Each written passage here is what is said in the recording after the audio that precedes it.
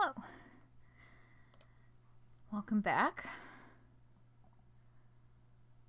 Question: what are all the ghosts doing now that they're in the candy timeline?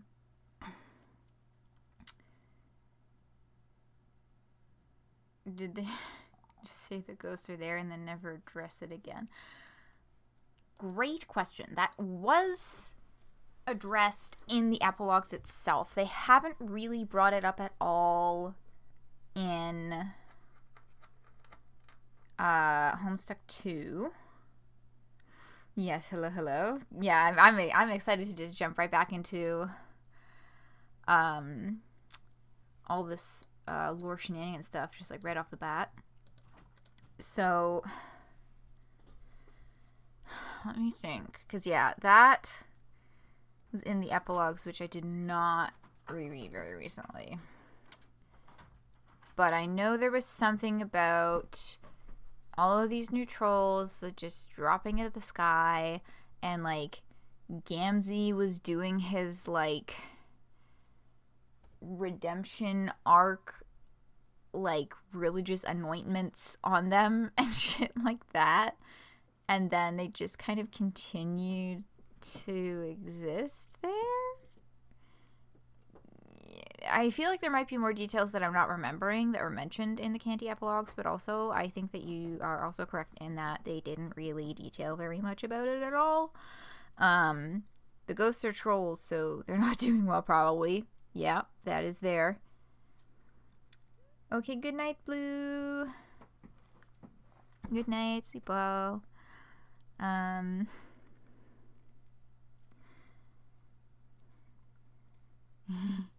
Mina's a ghost, right? Yes. That is the only major point of relevance there. Mina has the ring of life. And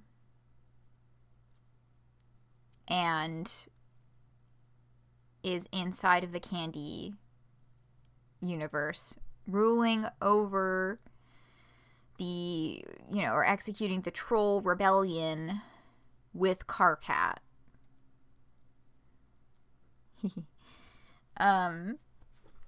So, welcome to a summary of events so far in Homestuck Beyond Canon, as aided by flipping through the comic panels very fast. I did reread it very recently, so as in like over the course of yesterday and today. So I feel like I can pretty accurately kind of glance at these panels and say what's happening in them without having to read too many direct quotes or any shit like that for the sake of expediency. And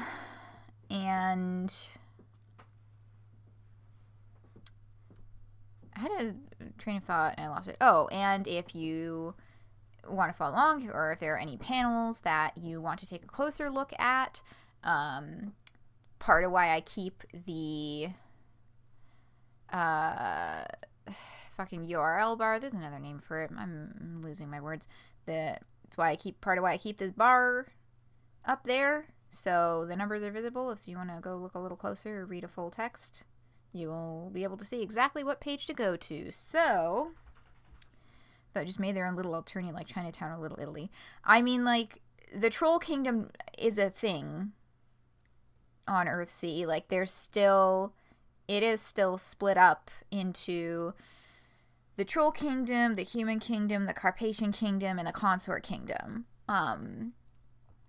Those never really, like, fully amalgamated throughout the progression of the epilogues. They are still divided into those, so the Troll Kingdom would grab them. Although I guess in terms of making like a little Alternia or a little Bepharus, because of the cultural differences that the trolls coming through the black hole would have. Yeah, that would be rebel.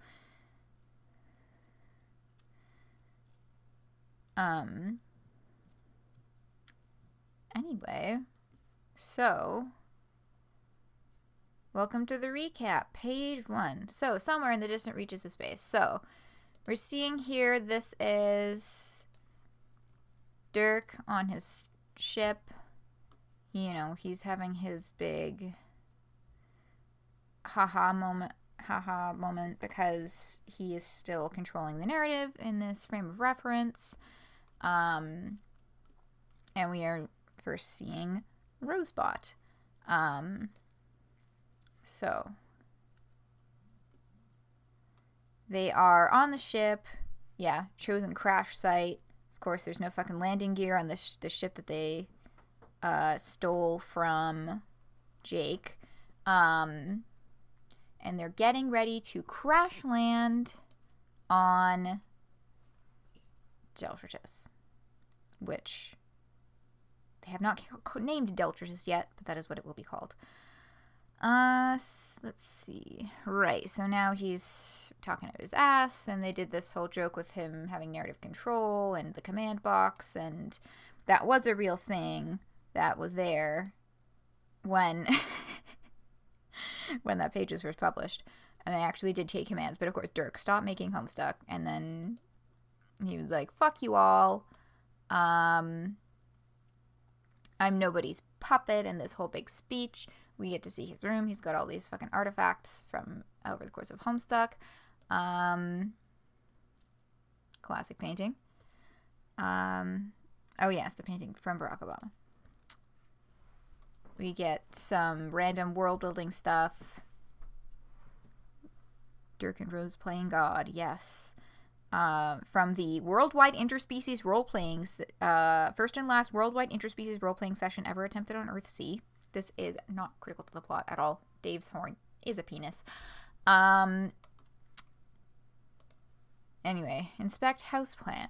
Inspect delicious houseplants. That's a funny little adjective. This is where we find out there is actually a command terminal on this ship. Terzi is currently using it to influence Dirk the way that a consort would influence a player through a command terminal. Which leads to, we've got some shenanigans here. Oh yes, they're talking about Terzi can hear all of that fucking narrative shit that Dirk has been doing. Also, she's been eating his plants. Terzi can hear all of the narrative things that Dirk has been narrating. Which drives her up a fucking wall. And this is, you know, fucking around with the environment segment, basically showing the way that Terzi has control over the command terminal. She's telling him to do, he's throwing out a drawing of him and Jake. And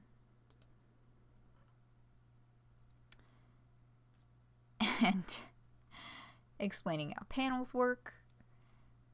And also, this is the transition into explaining that these narrative text pages that are full text only are still a possibility here. I'll be curious to see just how much the new team does or does not utilize this formatting. Because it doesn't appear super frequently, even in with these sections with the older teams' work.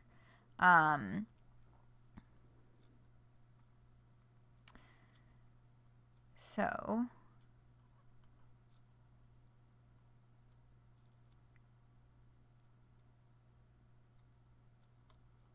they are getting ready to land, I believe. Get the show on the road. So here's the state of things after all that fucking around.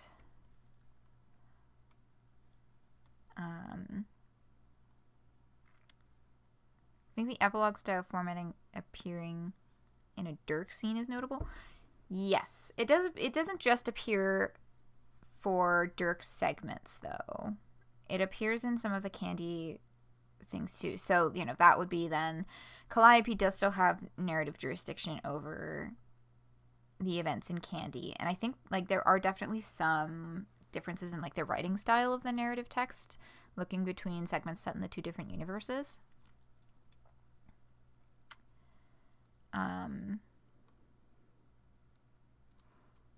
But yeah, Rose is having some second thoughts about this because their whole point is they're going to go there and they're going to make a new species to play the game again. And she's like, I don't know if we should even be intervening in this capacity. Hi, Pony Pals. Oh yeah, what's that noise I'm hearing? It sounds a little bit like a cat being caught in a ventilation fan. Sort of inhuman screeching combined with the grinding of metal. Are we even going to make it to the ground? Oh no, the ship's fine as far as I can tell. That's just Terrazy laughing as they rocket towards Deltratus. To be continued. Chapter 1, Ghost Flusters. So now we are with Jake in Candy. This is Candy territory. He's going to lose control over the narrative over the course of the comic. This is just story structure. I feel like having the same format as Homestuck 1 is notable as a metatextual element to that. Mm-hmm. Yeah. Right, so Jake, what events preceded this? So this is Jake ran away from Jane with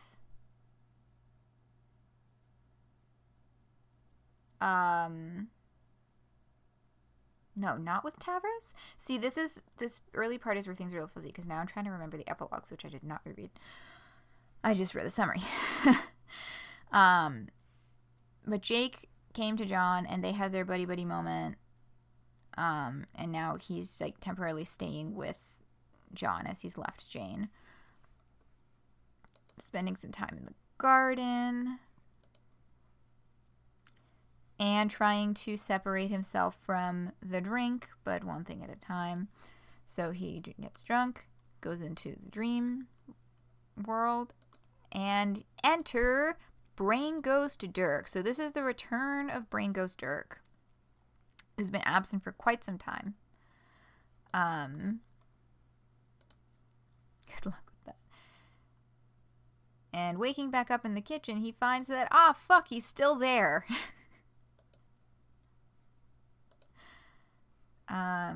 So, you know, they have the, fuck, you're still here conversation. In which Dirk convinces him to go back to Jane and then, but like act essentially as a spy on behalf of the rebellion.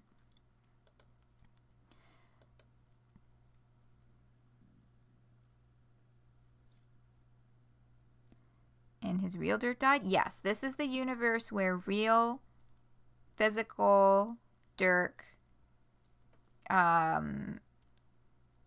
killed himself at the top of the bell tower, has not been around for quite a while at this point. So that is part of the shock of Jake seeing Dirk. Brain Ghost Dirk and all that. He's like, you're gone. And he's just like, dude, I am not the same guy. Like Ghost with Patrick Swayze. Sorry, I was distracted. My dog is upset about something. Anyway. Yeah, so Jane did not even realize that Jake was gone, so there was absolutely no, like, stakes in him suddenly reappearing, because he snuck off, but Jane didn't even fucking notice, so he is right back in there, as Jane is laying out her plans of vengeance and violence, because... Right, the opposition has taken Tavros. He left of his own volition. And, you know, he's getting distracted by Brain Ghost Dirk. It's like, And this is a, interesting philosophy you got there, buddy. The world comes first, even at the expense of all your relationships and personal happiness. That's what being a hero means.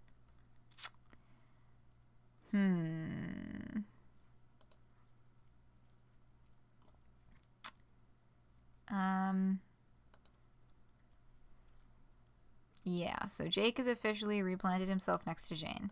Clown logistics. So, end of Candy epilogues. Vriska fucking murders Gamzee. So he's dead. And Vrissy stumbles into them. This is how they meet each other. And, oh yes, Vriska pockets John's phone. So, oh yeah, before she can worry too much about waiting for a reply from Terezi. That's one of the last things that Vriska does at the end of Candy, is finally sends a message to Terezi from John's phone, which we don't know when, if she'll ever receive it.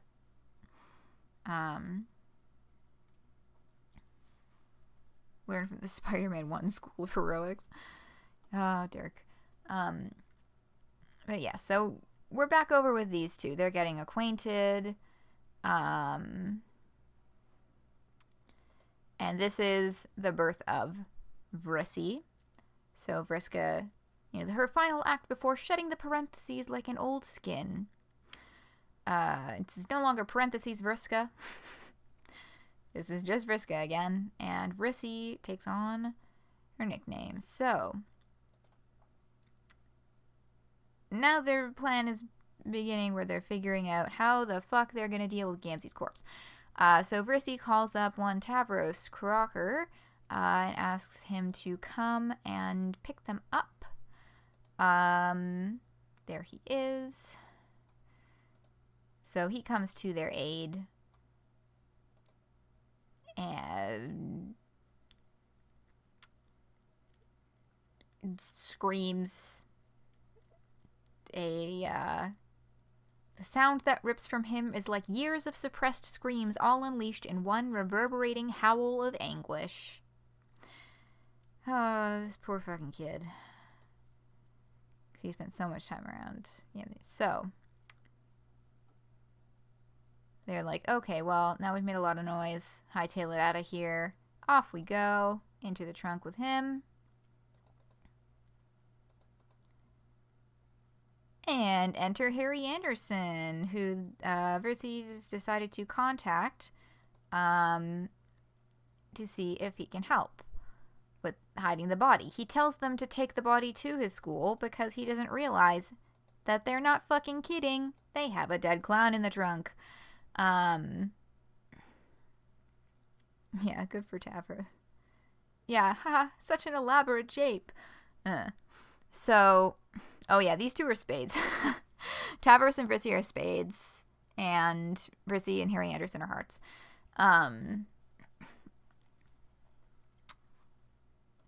So, of course, Vrissy says don't do that, so Tavros immediately gets out of the car. So they start trying to drag the body in. Vrissy's like, okay, fine, you're fucking stupid, I'll join you. Down the hall they march. And, there's a series of physical japes and such that go wrong until the final major jape, they set off the fire alarm, which brings everybody out into the hall to capture their beautiful picture and post on social media. So they make a grand escape into a supply closet and just kind of gets stuck there for a bit as the news makes its way to Jane Crocker, who's very upset at not only seeing the clown is dead, but that her son has been involved or implicated in this. After this point, right, so that's when Jake comes in and has a conversation that we already viewed. And that's when Harry Anderson realizes that they weren't fucking kidding. Okay. 95 out of, 405 pages? I think we're making good time. How are your feelings? We are now checking back in with Meat. We are back in the Meat universe with the other ship that took off from Earthsea to fly through outer space. I enter. Hello, possessed meat Jade, who is possessed by Calliope. The Prince's power grows. Coming in on Karkat and Dave, sharing a bed, being gloomed over by creepy, possessed Jade. It's going to be really hard for me to not just read every single line that Karkat and Dave say in these conversations, because it's fucking Karkat and Dave and they're fucking hilarious. But this is our introduction to the situation on this ship. We've got, Floaty Dog Girl. We've got Jade Harley, possessed by old Calliope, just kind of floating around. Dave and Karkat are together, sharing a bed, and they give up on going back to sleep. Hey, it's Roxy. It's he-him Roxy from the Meat universe, who uses he-him. And wears shades and got a haircut. So they're all congregating in the kitchen. Sans Calliope, who has still been hiding in their bedroom this whole time. So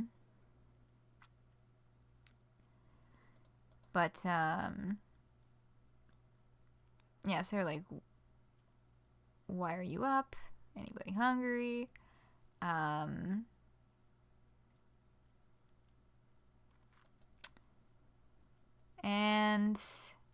Dave goes off to find Kanaya, the other final member of their party. I love her so much. Okay, so it's just kind of a, how are you doing? Check in. Kanaya misses Rose, but is holding on. Is just kind of how this is. These conversations where the panels are less informative are a little bit harder for me to summarize off the cuff.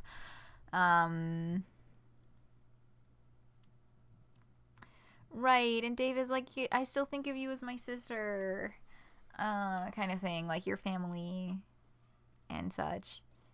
I love her so much. But yeah, he's just kind of like, it's nice to have you around. I like you. And it's like, that's very sweet. Then Kanaya asks him, how are your feelings? So we all know how I'm feeling about Rose. How about you? And Dave is like, well, I'm terrified. Thanks for asking. Because there's a lot of things to be scared of. A lot of unknowns. Good night, Leku. Alright. And then we go to these two in the kitchen. And Roxy, really doesn't want to have this fucking conversation. The Karkat is like, God, all of this is so fucked. But, this is the happiest and the safest I've ever felt in my entire life. Isn't that fucked? He's like, hold on, end of this last page. You're kind of an intense dude. Anybody ever tell you that? No. But that's pretty much the gist of this short conversation, is Karkat rambling over that. The contest! Okay, light years away. So this is post-crash landing. We're back with Meat, Rose, Bot, and Dirk, and Terzi. They've crash landed. This is our first look at the lovely Rosebot. And they get rendered more symbolically. But basically,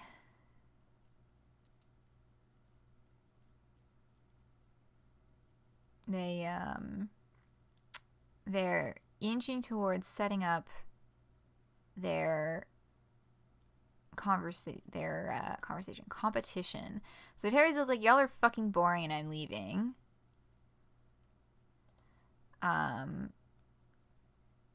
Yeah, she isn't a ruler. She isn't suited for it. And we are. And I believe this is also, they have another long-winded conversation about whether or not they should even be in charge of all this shit. Deltritus, the name of the planet, is introduced. And we have... Yeah, so, you know, they shoot the shit about the name and all this kind of stuff. You know, whether or not they should even be god rulers and have so much control. Because Rose is feeling conflicted about that. But in the end, she goes along with Dirk's competition scheme for them to both make a species and have them compete to see which one is successful at entering the game of Spurb. So that's their lab device. They're starting with their own genetic material for each of their creations, ectobiologically, of course, and using this kind of like combination ectobiology lab / alchemy card punching station to combine objects with their own genetics. So this first creature, Dave, because I just talked about Dave, yeah, my brain is all over the place. Dirk, fucking hell. Dirk tosses in a squiddle, some blue gushers, and one of his fucked up cactuses. And out comes... Behold, my creation! This fucked up little guy. This fucked up looking tentacle houseplant. Yeah, Dirk. Rose. Game on, baby! Dew on the grass, hello. Human transmutation time. Best character in the whole series. Oh yeah, that fucked up little blue guy? For sure. So... Game on, therein. The game is afoot. The competition has started. Chapter 5, your eyes have been closed. So we've got a little montage here showing time passing on Deltratus. Various amounts of planning happening. And, you know, ectobiology and all other sorts of things. Rose wanders out to find, with her robo eye, footsteps leading into the wreck of the ship of Theseus.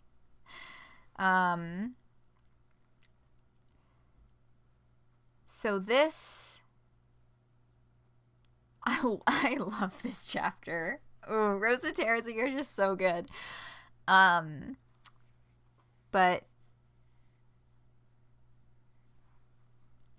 basically, Terezi is like, Rose, are you really fucking sure about this? Like, you need to accept your moral fate. What if no one should control a universe? All we fought against was monsters who converted power into control, and not everything we lost fighting them was a mistake. There was a lot sacrificed for the idea of good. What's the point in continuing this story if it was meaningless? If Lord English was just holding up the world? If it takes action like him to keep it alive? Wouldn't it be better to just let it die? So they're getting into some like philosophical conversation about should we even be attempting to control this universe, which again, we already know that Rose has kind of some iffy thoughts about this. I used to enjoy talking to you, you know, when I thought that was what you wanted, that Kanaya just couldn't understand, that we had to do this. But now I can't tell. Did you want all this, or did the prince? And then that's Rose's, like, hair trigger snap to get physical with Terezi. Because Terezi knows that Dirk has totally been messing with her head. And she's trying to, like, subtly drop that in there. So, you know, that's, you know, mentioning Kanaya and being like, did you really want this? Got under Rose's skin, but Rose right back at her. You understand this bargain, at least you should. It was one that was made to leave you alone. Is your resentment towards my choice about Kanaya or about Vriska? And then, so they get into a physical tussle, and then Dirk cuts in and is like, you can fuck, but don't do it on camera. Basically. And that's this chapter. Conversation regarding relevance. So, we are back. This is Alt Calliope narrating more philosophical stuff.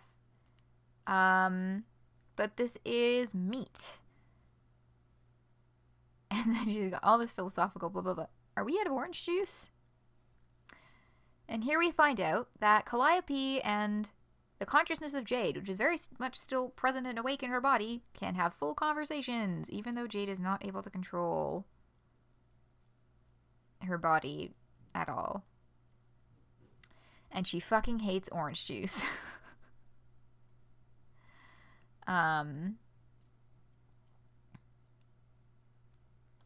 So they get into a bit of a spat that turns into a little bit of like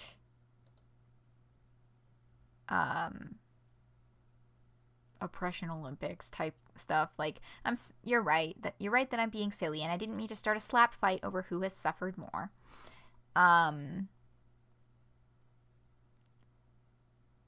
But you know, Alt Callie is trying to plant this idea of like, Jade smiles. Dave and Karkat will always be a source of pain for her, a low ache somewhere in her center of gravity, but she's happy for them. She knows that there is really no other alternative for how to be. They chose each other over her, and they always will. They are the two people who matter to her the most in every universe, and that will not change, no matter how much she wishes it would, no matter how... Do you actually know that? Do you actually know that I'm doomed to pine over Dave and Karkat across every iteration of reality? Like, can you actually see that? Because you're a space player like I am. And this, you know, she's questioning and harassing Alt Callie's... The extent of Alt Callie's omnipotence. And then, I've never been particularly tameable, and my consciousness is huge. Ha ha ha, big dick joke. Anyway. I killed my brother and consumed him. Sounds like a you problem. Yeah, basically. So,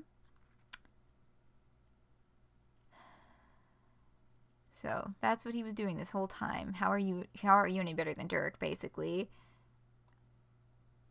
And then she's like, hey, why can't you possess Kenai? She's also a space player. She was like, no.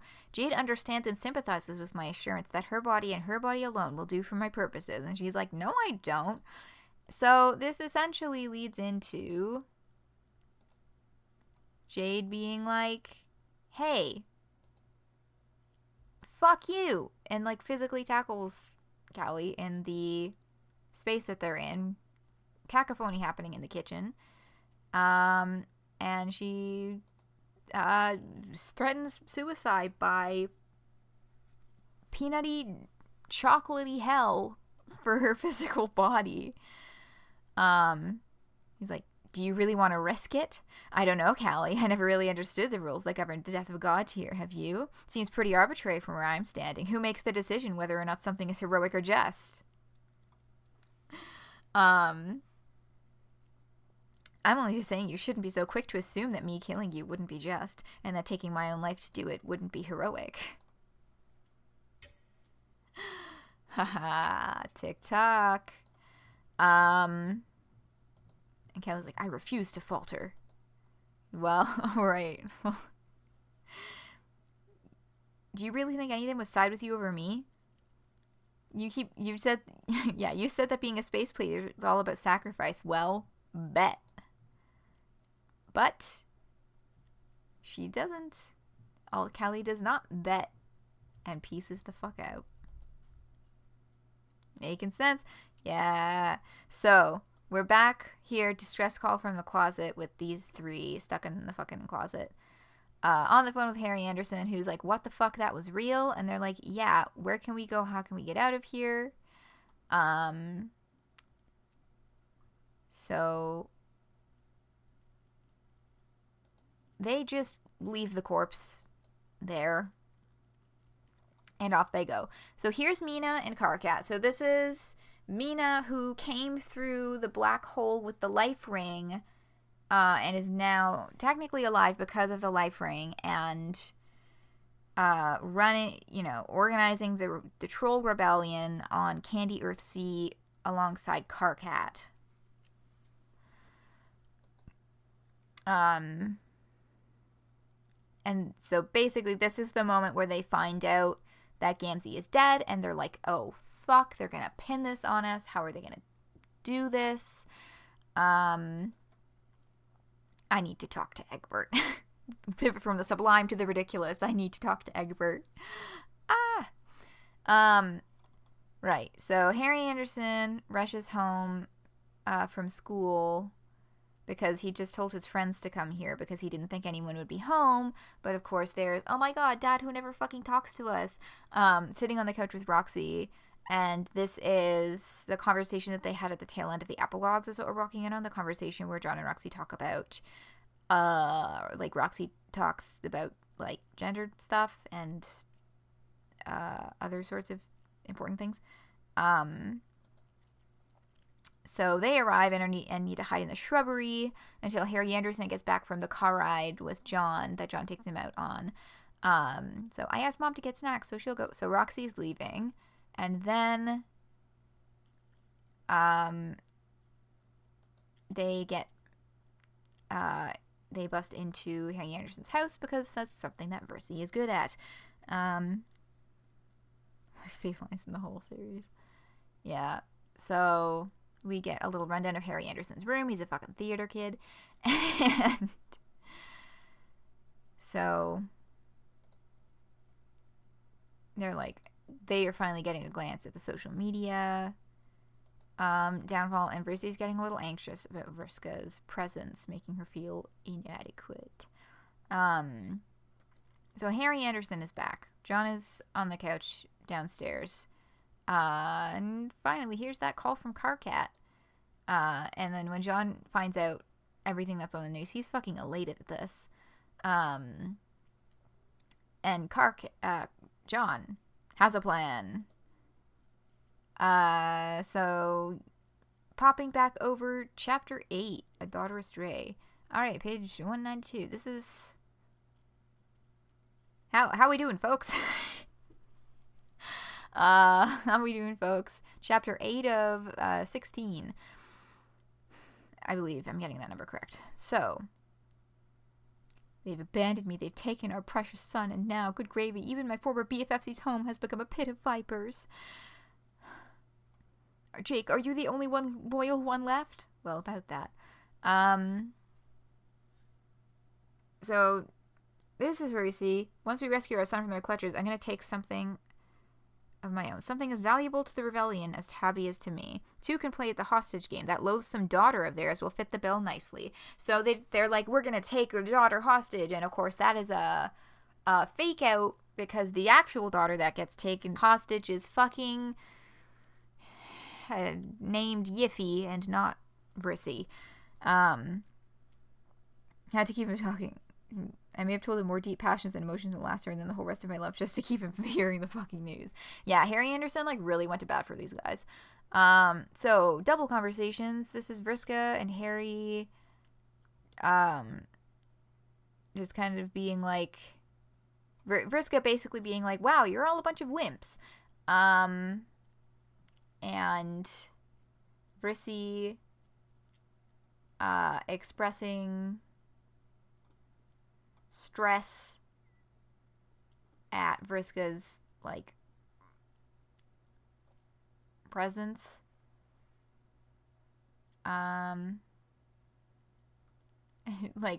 Listen, Tabbers, Vriska will get bored of Harry in a heartbeat. That's the whole point. She shouldn't be wasting her time on someone like him. She should be talking to me. So she's really in awe of Vriska, just as a person. Yes, Yeffany, Longstocking, Harley Lalonde. Oh, right. Harry's ringtone is this fucking Jellicle Cat song from the musical Cats. So he picks up the phone from John, who's actually very proud of him. And is just yeah. tells them, okay, try to create some kind of distraction or something, and then head for the bell tower. So plan moving forward. Meet John at the bell tower. Don't panic. Don't make a scene. And whatever you do, don't get caught.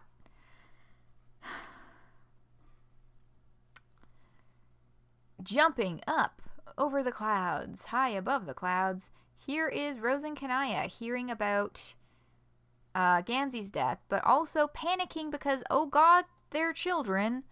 So they've got Alphonse here and Jade back from a scouting mission. And this is Jade returning from the scouting mission where they've lost Dave, I believe. Where Dave, for all they know, has died because he went into Dave Bot. Because we'll see in future chapters that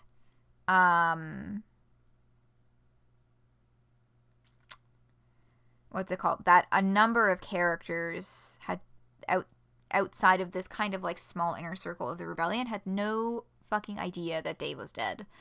And we get to see people finding out, and it's very heartbreaking. A lot of new character has looked in this franchise. They've taken Yiffy, and everyone's like, what the fuck? So Jade and Rose explain, and we get that explanation a little bit later when they have a conversation with John. But so the kids are all panicking about how the fuck to get out of there, and Vriska's like, I am sick of all of your wiggler bullshit. Harry, go get yourself a fucking proper strife spacibus. So he grabs his sewing scissors, and everyone congregate. Vriska's just like, later bitches, and out she marches with not really any clear plan. So she gives this whole speech to the reporters, basically being like, they want you to believe we are violent terrorists who want to destroy your religion and your very way of life on this planet you call home. So I just wanted to take a moment to clarify the situation. You fucking bet we are. I've done and seen some things that would make every single one of you piss yourselves dead, so I've seen enough to know that this planet is a fucking disgrace. So she thinks that the whole thing is a joke. How's that for a fucking statement? You got all that, Jane Crocker? Do you understand what's coming for you? You messed with Vriska fucking Circuit. And she has had enough. So in the chaos of her stealing the spotlight here, the three other kids are rushing out the door to hide in the shrubs again. Vriska, snap. She goes God tier, and then we get this whole narrative page basically describing that there's just like, she physically wrecks the fucking place, hurts a bunch of reporters and journalists, blows shit up, and in all her life, Rissy has never seen anyone look so cool, and it drives her nuts. Yeah, Rissy, meanwhile, is considering growing her hair out. She's seeing all of this, and she's like, oh my god. In typical Homestuck fashion, it happens off-screen. Off-screen-ish. But basically, they get the fuck out of there. And get to the top of the bell tower where John and Vriska are finally happily reunited. Yeah,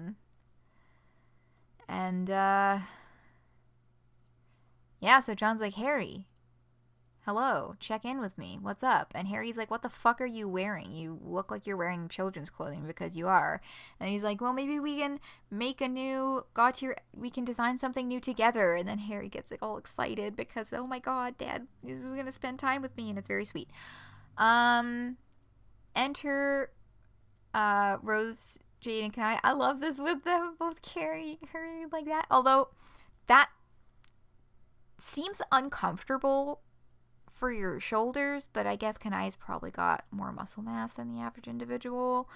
Can't do big flashes without unpaid volunteer work moment. Yeah. So they land, and everything's awkward. And then, I am simply going to stand over here. So, they start to describe the Yiffy situation, and John zones out through Jade's entire speech and then asks if she's fucking pregnant. What? No, John, I'm not fucking pregnant. Putting aside the fact that that's completely impossible for a whole bunch of different reasons, why would you even say that? Weren't you listening to what I was saying? Ugh, now I have to start all over again. So, increase that Briscoe's diversity of mind fingers to Briscoe.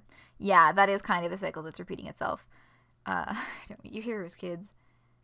Oh, the lines from Kanaya. The Yiffy situation. Yeah, so this, this is where we find out that, oh, he's in the hallway. Sorry, I got distracted because I could hear, I was like, that is definitely the sound of my dog scratching himself. It sounds like it's in the room, but he's not fucking in here. He is in the hallway right outside of my door. Anyway, hopefully Risty will have a better support system than this people-eating spider. Well, we already know that she does. But,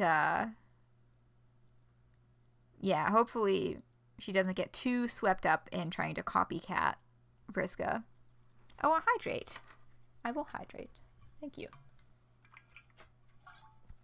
Doing a lot of fucking talking.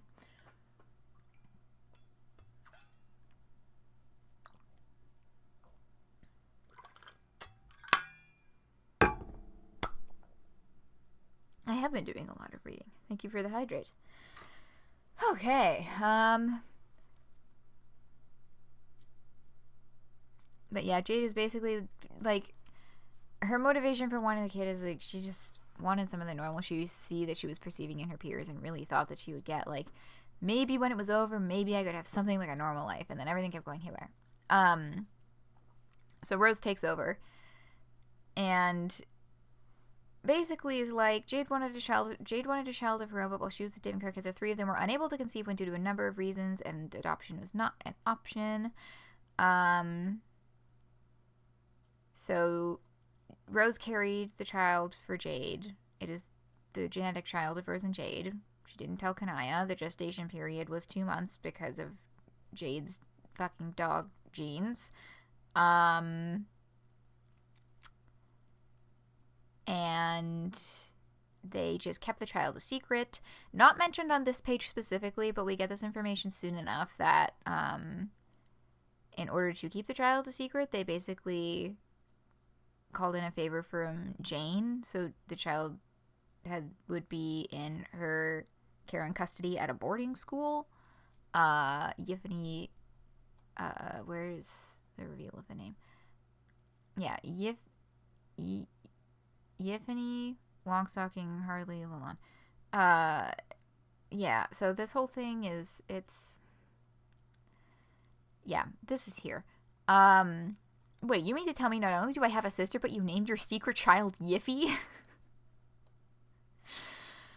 Yeah, so Jane has taken Yiffy hostage in retaliation for a supposed kidnapping of her son and the murder of her former favorite clown. That's the situation, and that's why all of this has come to light. So they just... That's the reveal of that. So where's Dave? Ha ha ha! So... yeah. John does not know where Dave is.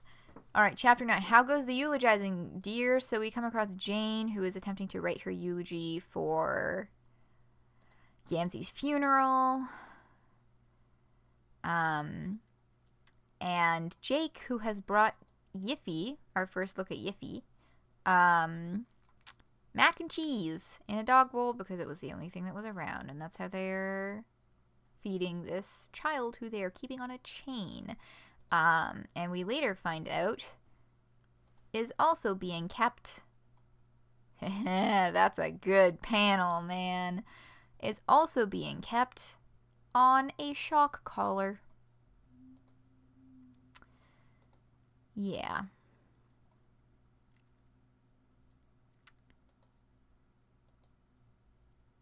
So, be a good hostage and get some rest. We've got a big day tomorrow. Night lights out. So,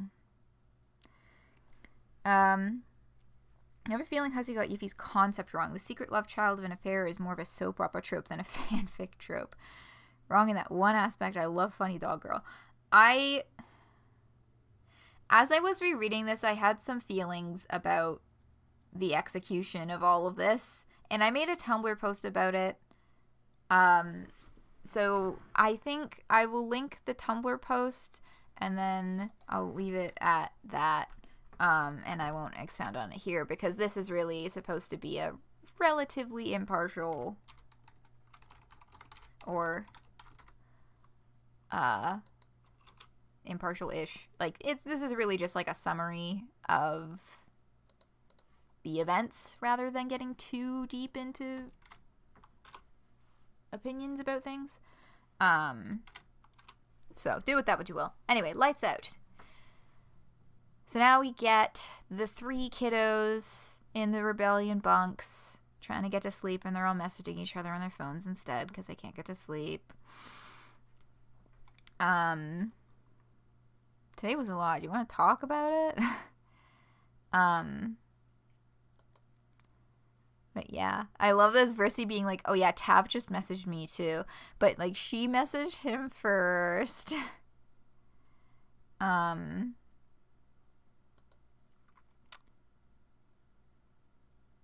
But, you're like, yeah, I think something bad must have happened. So, you know, and Versi's just, you know, having feelings about the fact that she has a sibling that she was never told about. And we're learning from Harry Anderson. Yeah, adults are so fucking weird. What a quote. She's fucking correct. Yeah, he went downstairs. Well, Aunt Rose and Aunt Jade were sitting either side of Dad, and the 3 of them were sort of huddled together. They didn't notice me. They all had their backs turned. Aunt Kanaya's face was the only face I could see. She was standing next to them, but she wasn't looking at what was going on, almost like she couldn't bear to. She saw me standing there, but didn't say anything. She just shook her head slightly and pointed back out into the hallway I came down, so I just went straight back to bed. I forgot to get water in the end. So they're looking at whatever plan John came up with, and I think probably also telling him about, so where's Dave? But, oof, and this, hey, we should probably try to get some sleep. Yeah, Tav? Yes, Harry Anderson? What does it feel like to know someone who's died? Ugh! Yeah, these kids are, like, really the heart of all this for me. I fucking love these guys. Anyway, back to being impartial. I wonder what they taste like. And we are getting Terezi waking up from a nap. So we're learning, okay, so this planet has trees that move. We're getting a little tour of some of the creatures that have been made. I have a whole video from back when this update came out. That's a little clip going through what all of these creatures are alchemized with. And then, you know, this thing attacks Terezi. And we get a little conversation here. Let me just grab a link to that video while I am recalling that it exists. Yeah, so they're basically trying to talk Terezi through, don't struggle. We'll get you out of here because we can commune with this thing.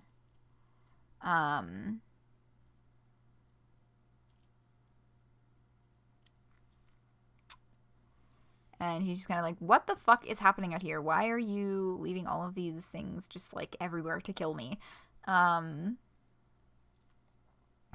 Oh, yes. And this is a fascinating conversation between Terezi and Dirk.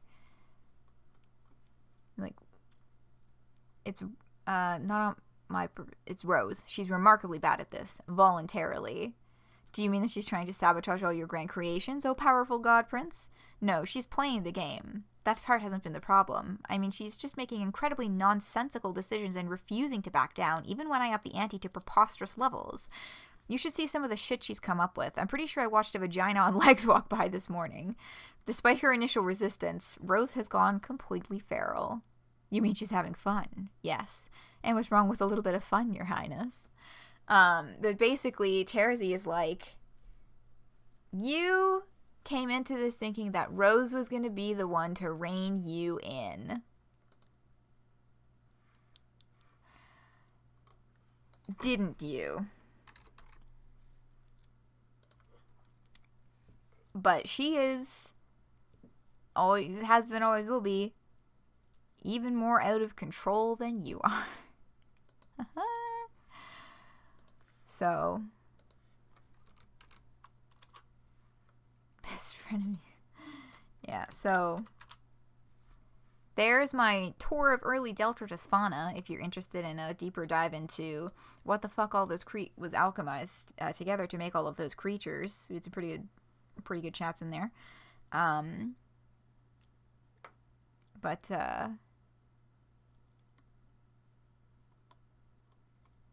yeah, let's see. Anyway, if you don't like the way Rose is doing things, why don't you just not mind control her into doing it the right way? Problem solved. And he goes, I made the decision to freehand this one. I'm not planning to influence Rose's decision in any part of this contest. Otherwise, it's too easy and barely worth doing at all. But yeah, Rose is getting out of control. So here's history's most notorious haters, Night Keep It Real. So this is our first peek into Davebot, Aradia, and Alt Calliope, who popped on out of the Candy universe into Meat in order to chase Dirk. So this is all vibes. Oh, right, I fucking love it. Am I hung up about... Do you want to talk about it? About what? Would you say you're hung up on leaving your wife and friends behind? Are you? Am I hung up about leaving your wife and friends behind? No, I don't think I am. Are you even a little guilty about ditching your boyfriend? What? Oh, fuck. Months in the past, but not many. Solix just fucking left on the roof.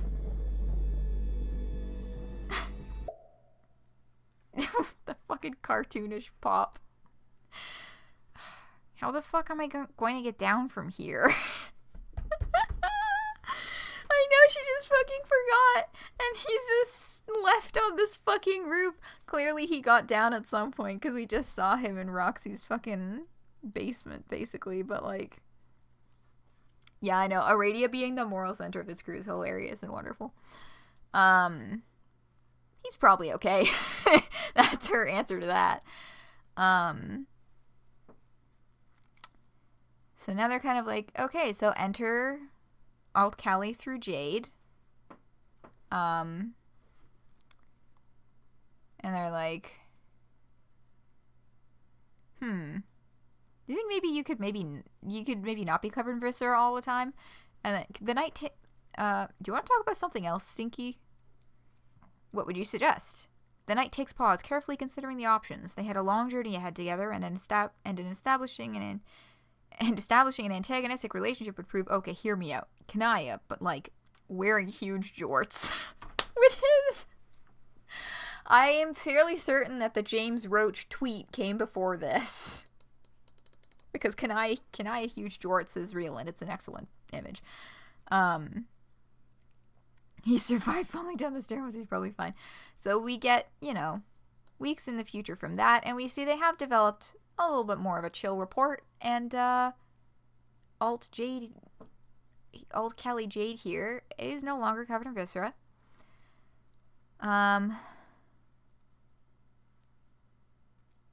So yeah, they're just kind of chilling and like getting to know each other a little bit more. I'm trying to see if I'm forgetting anything important. Anyway, yeah. So, they're making time jokes at each other. Facepalm. Giggle, but, oh. There she blows. Because that's the result of the previous altercation. He guest wrote for this scene, right? I mean, if that was in there, probably. Because this is the results of that previous altercation with Alt Callie and Jade, Living Jade, in the Meat universe, and her losing control of Jade in that form. Chapter 12, really convoluted metaphorical horseshit. Oh my god, I love these two so much. So, in the bowels of a different ship at a moment in time that is not pinpointable either direction from the previous interaction, another Dave raps quietly to himself. So, they're like, alright, be real with me. What are you thinking about right now? Dave's kind of like, well, I'm thinking about how terrified of everything I am. And, you know, he talks about the situation with John being missing and Dirk going off and Rose going off and all of his other shit. And, like, you know, I don't want to hate him. Like, his, you know, his complicated relationship with Dirk. Shut up, Al. The washing machine. Probably favorite kiss in the whole series. Glad they finally addressed the fact that Carcat is getting old while Dave is basically immortal. Yeah, so I got another thing. And then he starts being like, what if I'm just sitting here watching you get old? You know, gotta change the laundry loads for a second. And then Carcat is like, shut the fuck up and don't fucking worry about me like that. Like, I am the happiest and safest now that I have ever been in my life. And, like, yeah, okay, it's nowhere near perfect, you're right. I'll be straight with you. It's not like I haven't been experiencing some complicated guilt myself. But the implication that my happiness is registering for you is you having to just sit around and watch me get old, because I know you know it's more than that. Like, Jesus, Dave, you know I'm afraid for you too, right? Or did you forget about the whole heroic death thing? I worry about losing you fairly fucking regularly. Just, like, leveling with each other on that. Being like, one, we've been through so much hellacious pan-wrapping trauma that I refuse to not enjoy this shit when I finally fucking get it, no matter how long it may or may not last. Two, it's not like we're doing nothing. We're moving, we're working, we're headed specifically to a place where we will undoubtedly endure yet more fucking hellacious pan-warping trauma. And three, we're doing that because we have friends who we care about that need us. That is our focus here, not our fear. It's about the people we have to save, so don't fucking worry about me, Dave. I'm fine. Ooh. Carcat should be a vampire? Oh my god. If fucking Kanaya turning Carcat would be a way to take the story. But so they have their moment, and then they have this kiss, and it's really cute and sweet. Yeah. This is such a good panel. Also, I love these two with my whole gay heart. Inspiring and hopeful speech, yeah. Confused by the recent update until you realize that Solix was left in candy instead of meat. Yes. Yeah, that's the thing about having the two fucking universes with characters that look the exact fucking same. Carcat's teeth are too doofy for vampirism. I think you can make it work. I think we can figure it out. Alright, rocketing forward. Dearly beloved.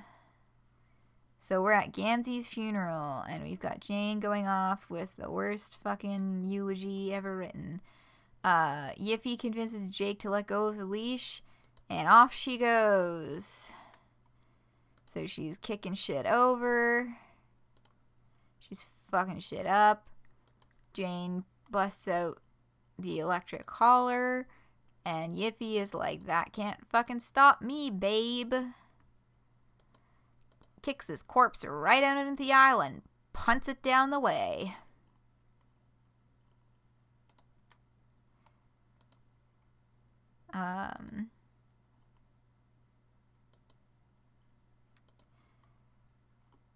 The stained glass window shatters inward, obliterated to stardust. The war is knocking.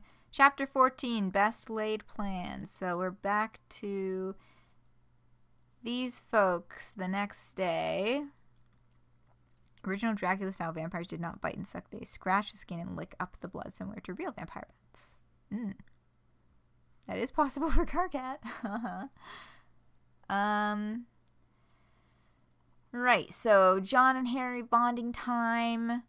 Just talking about, you know, John being sad that his combat stuff was turned down. Vrissy and Vriska. Vriska's finding out that she got kind of sidelined in the history text, and she's fucking pissed about it. John's like, how about, want a snack? Let's go get a snack. So as John is still trying to explain all of this shit, they left. They're gone. Bye. They did not go to the kitchen for a snack. They left because Vriska does not like sitting around and waiting for other people to do things. So back to the church, we've got the rescue mission coming through with Jade and Rose. You know, they confront each other. And so they are falsely saying, we're going to snap your kid's neck if you don't let us take Yiffy. Which Jane doesn't really hesitate on. She's just like, yeah, sure, whatever, fucking do it. And she's not even really calling their bluff. She's just like, this is just the move that needs to be made because it'll make them look bad. Excarnate Sojourner, thank you so much for the follow. I hope you are enjoying our little recap summary here, which it's 1 a.m. We're getting close. We're getting close to the end. 342 out of 406. Havros takes emotional damage. Yeah, because Jake goes to get her to stand down, and Jane is like, nuh-uh. So these two are now running through the forest. So Vriska now reveals she thinks that this planet is shit, and that the only way to make it not shit is to blow the whole thing up and start another Spurb session. So we now officially have agents in both universes, Meat and Candy, whose ultimate goal is to have another Spurb session happen. With Dirk and Rose, it's on an entirely new planet, and with Vriska, she just wants to go scorched earth on the entirety of Earth-C. Vriska Yiffy unlimited, literally unlimited possible chaos. That would be that would certainly be something that they could do. But yeah, so Vriska's like, this place is wimpy baby bullshit. We need to blow it all up and start again.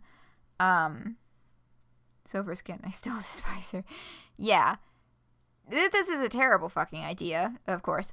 Along with whatever the fuck she's got up her sleeve here, because she's run them both into the middle of a field and being like, yeah, we're gonna get ambushed. It's all good. And this is how they end up in jail with Roxy and Calliope sending John to save them.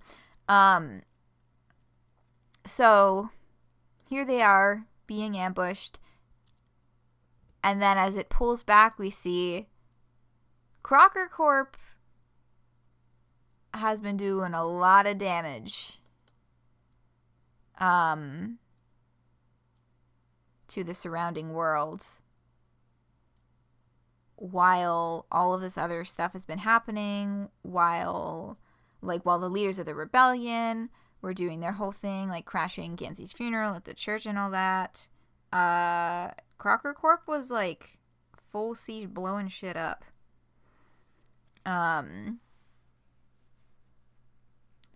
Must return to the source of my drama. It's where I know was most powerful. Ugh. The Spork ship. Been a while? Yeah. Yeah.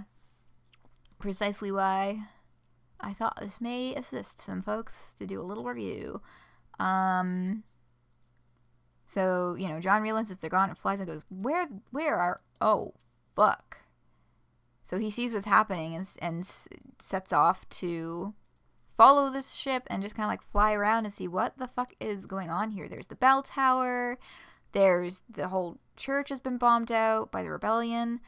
And there's his home, which, which the reason that they were safe at Roxy's house is because the rebellion sent out a red herring info report, press release type communication, whatever, that they were all hiding in John's house, which is not true.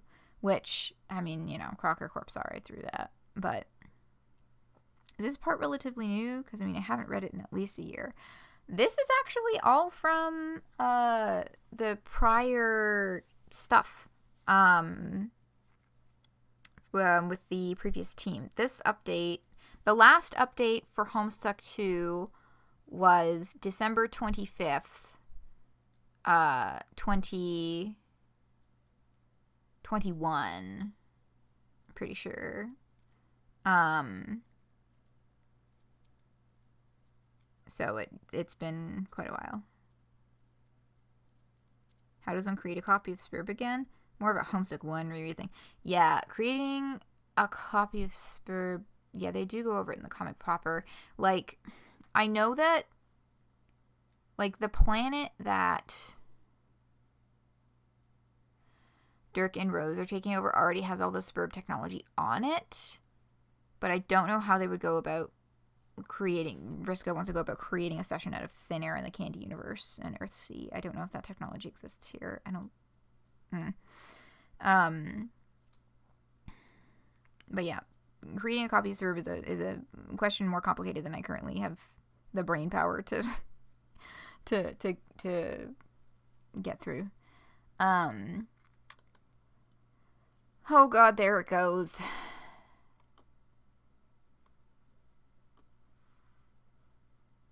Yeah, there goes his childhood home. And he just sits for a while and watches it all burn down. But guess who's here? Oh my god, it's Rebellion Carcat!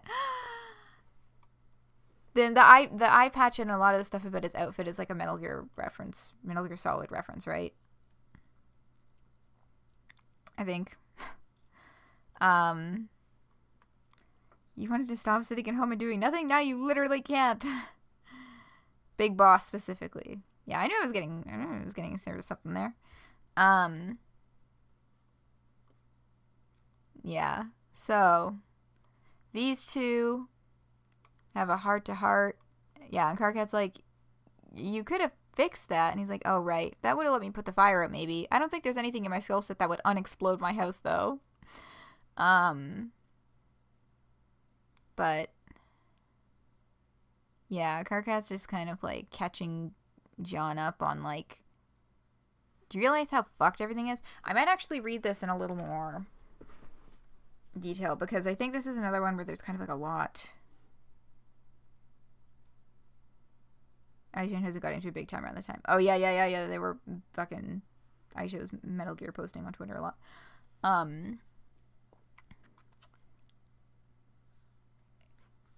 So, first off, in hindsight, today was pretty obviously just one huge baited trap. Kidnapping a person of importance only to let us know precisely where and on what occasion they would be most accessible for a rescue attempt, having that occasion be none other than the corpse party of a highly noteworthy political figure whose casket might as well have had a giant kick me sign daubed on it.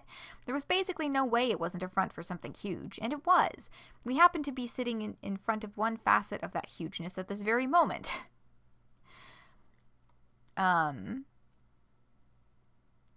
Yeah. Anyway, the rescue attempt. This is the only point where any semblance of good news comes into play, so savor it. Turns out that we didn't need to put so much effort into rescuing Yiffy, part of the operation. She basically rescued herself when all was said and done, and kicked over the corpse box. The Vriskas, plural. They've both been captured. Yeah, great, we're keeping an eye on them, by the way. Let's see. Yeah, Jade's plan for this conflict has thus far consisted almost entirely of kidnapping various high-profile children. It's bizarre, as though we're fighting a war of attrition where the main resource being utilized is the offspring of the most powerful people on the planet. If it wasn't one of the core tenets of her fascistic philosophy, I'd be tempted to say that curbing reproduction might have been a good idea, if only to prevent this kind of fuck shit from nonsense from happening. Let's see.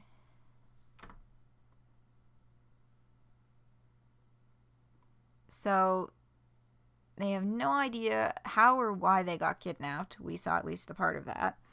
She's a child, you moron. Crazy that the character grew up in Eternia, and he's the one who's got problems against child soldiers. Good growth. Fuck yeah. Somehow succinct car cat. I'm trimming off a lot of fat here.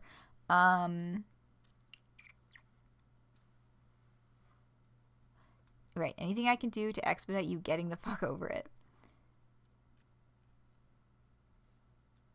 Yeah.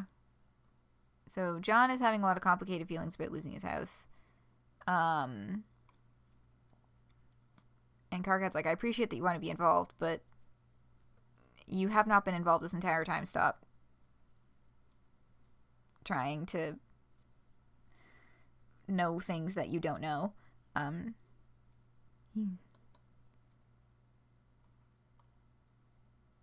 then John's like, wait, you can't leave. We need to talk about Dave. And then Carcat takes a deep breath and fires off this whole huge long rant about his feelings for Dave, during which John realizes that he doesn't fucking know that Dave is dead yet.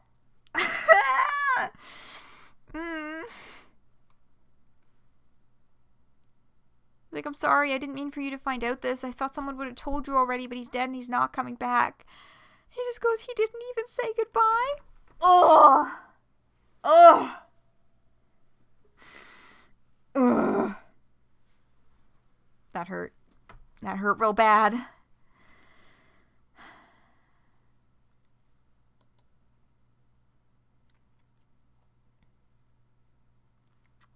Anyway, Homestuck, now bi-monthly. This was when the update schedule changed because of Patreon stuff.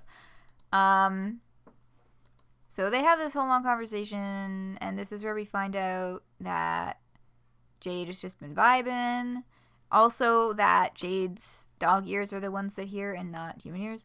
But basically, you know, Roxy's like, you and Carcat need to get a fucking room, because we see the other half of this panel was Roxy just trying to do his fucking laundry. But, yeah, because Dave is just trying to, like, dance around it. But essentially, you know, when we catch up, what are we going to do? Which is what Roxy was really kind of like, hey. And then, so Dave's going off on the fucking flower metaphor again. But that's not what you're asking. But that's not what I'm asking. What I want to know is, do you think you can kill him if it comes to it? And they are cut off by Carcat's terrified scream, because since Alt Callie is no longer in Jade, Callie now feels comfortable leaving their room and has been leaving little meat gifts for Carcat and quite possibly sneaking around through the vents. Alright, chapter 16, Welcome to My Secret Lair. So this is the beginning of the chapter that the recent additions added to, that Beyond Canon continued from. So we're almost at the closer here. Like daughter, like father, Jesus. Meat lair. So Carcat and John get a little more of their time together. He still can't move. Still feeling kind of locked in place, fixated on the smoldering remains of his house. But look, it's Roxy. Hey, can you come help me with something? John mistakes this for Roxy trying to make sexual advances, and she's like, are you fucking kidding me?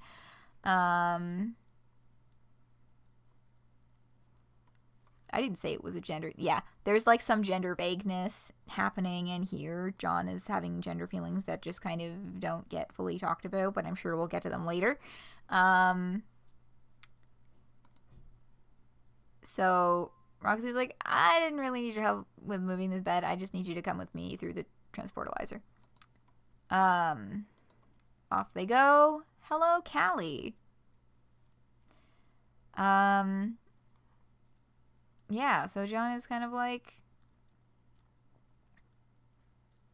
holy shit, this is the meteor. What's going on here? What's under the curtain? Don't worry about it. I've heard some theorizing that it's a shrub portal. Maybe. But, we're not gonna find that out for a long fucking time, most likely. Okay, so this whole conversation with Callie had a whole bunch of important shit that they say in it.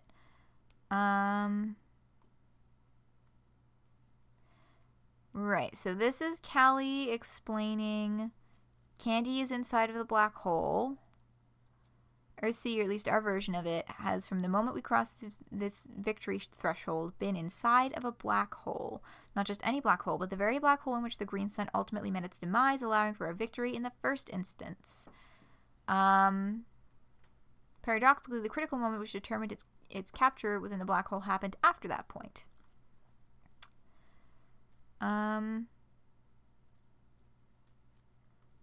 Yeah, so the series of events that led to us being trapped beyond the event's tail horizon of an ubermassive black hole would be considered tails, while the events which would have occurred otherwise could be considered heads. Since both are possible and paradox space is the way it is, they actually both happened, and we just happened to get tails instead of heads. Not right or wrong, they both just are.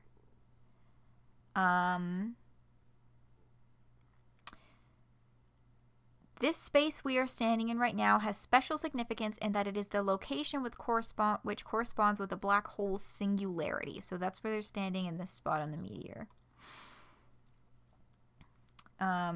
It's not strictly speaking bad for us to be inside of a black hole, much though that contradicts most of what anyone knows about them. Of course, if we'd fallen into it, that would be a whole other kettle of fish.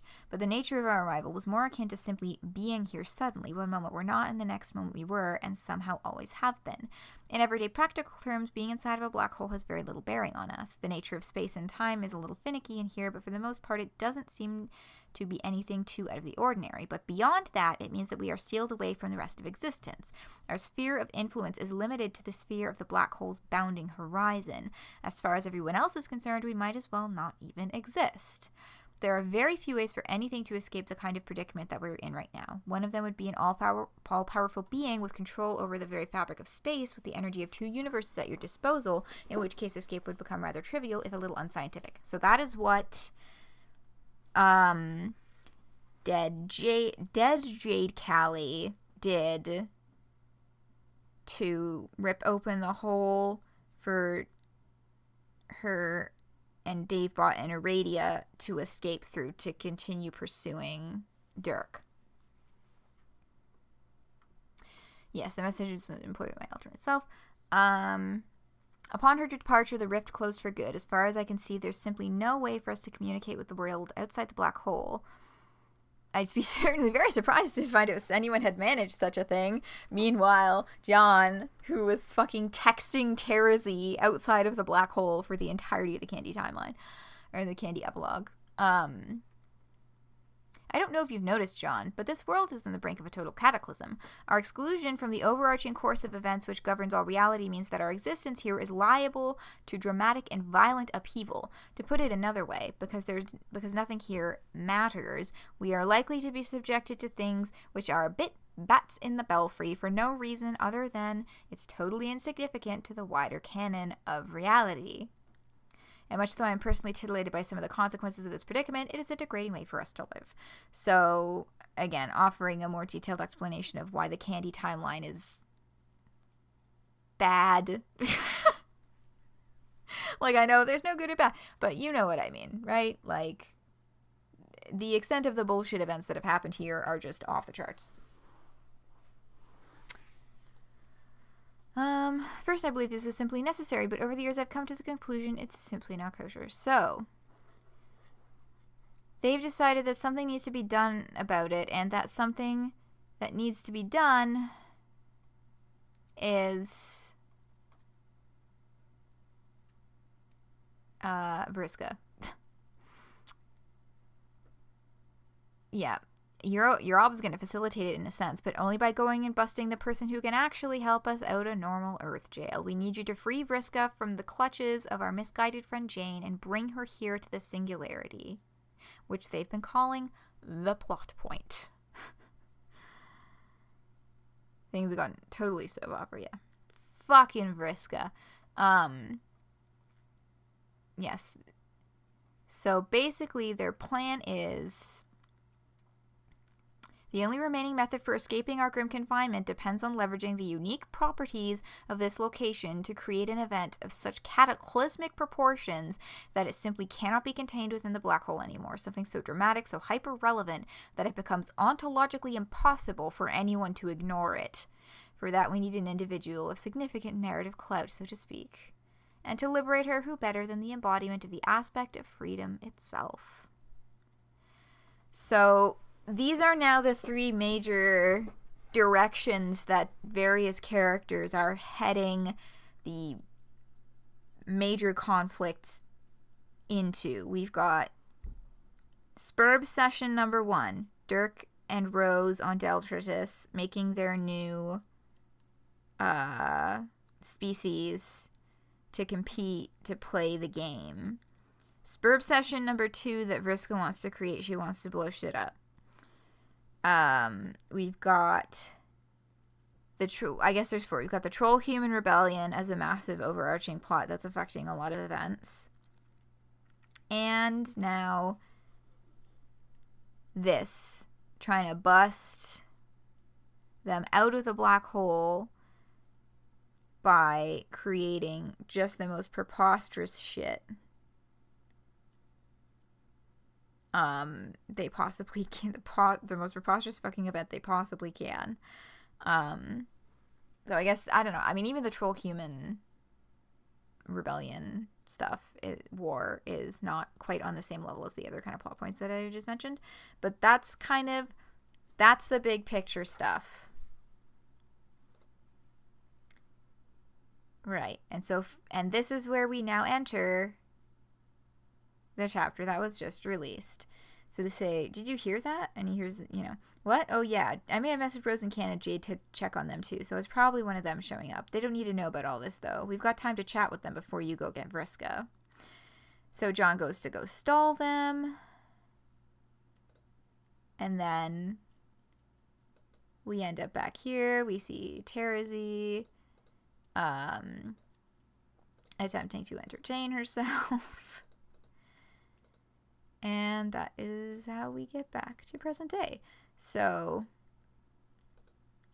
that's where we get this conversation between Terezi and Dirk, where we go, oh yeah, she's got John's body. That's what's in the wallet.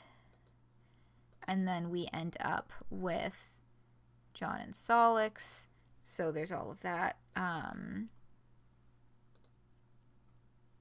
Context, so Dirk is getting close to finishing his guys. And Terezi has a plan. Oh yes, and we get a brief look at these guys being like, oh, what the fuck? Yeah, so following Roxy's instructions, proceed in the direction of the noise to go meet up with your old friends. Right.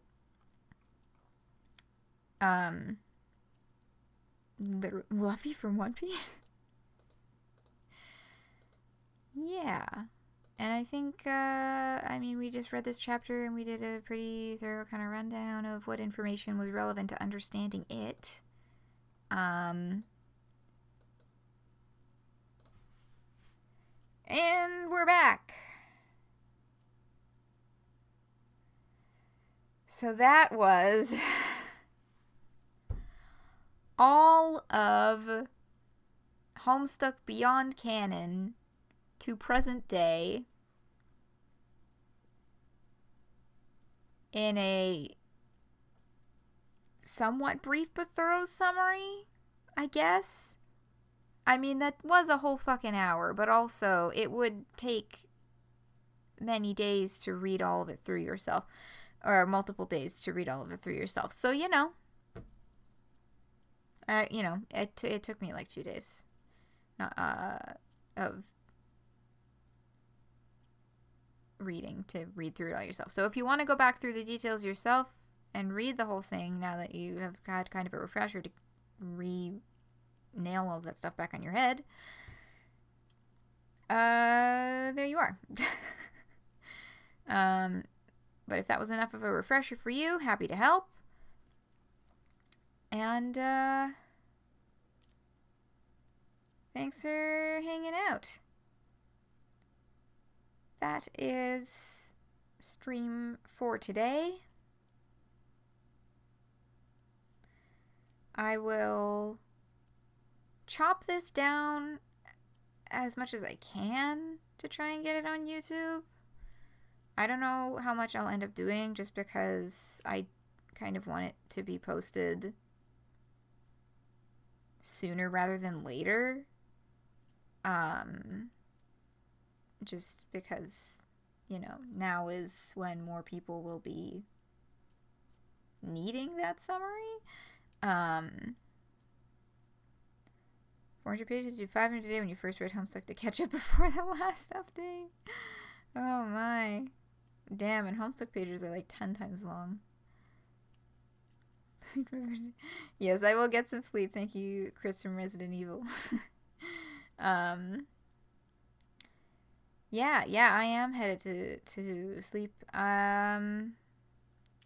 That's what's next for me. All right. Good stuff. I'm losing steam. Yeah, so I think I'll be home this weekend. Probably. I'll figure it out tomorrow. And then I will be able to tell you when the next Disco Elysium will be. I'm going to continue streaming these chapters, these updates, whenever they come out. Just as I did before. So, yeah, thanks for hanging out. Hope you enjoyed.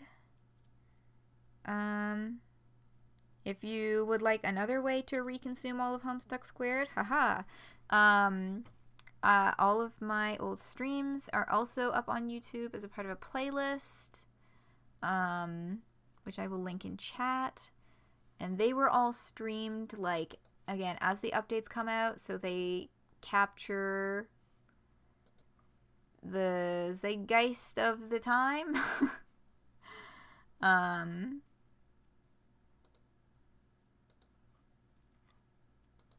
Which is quite something to behold.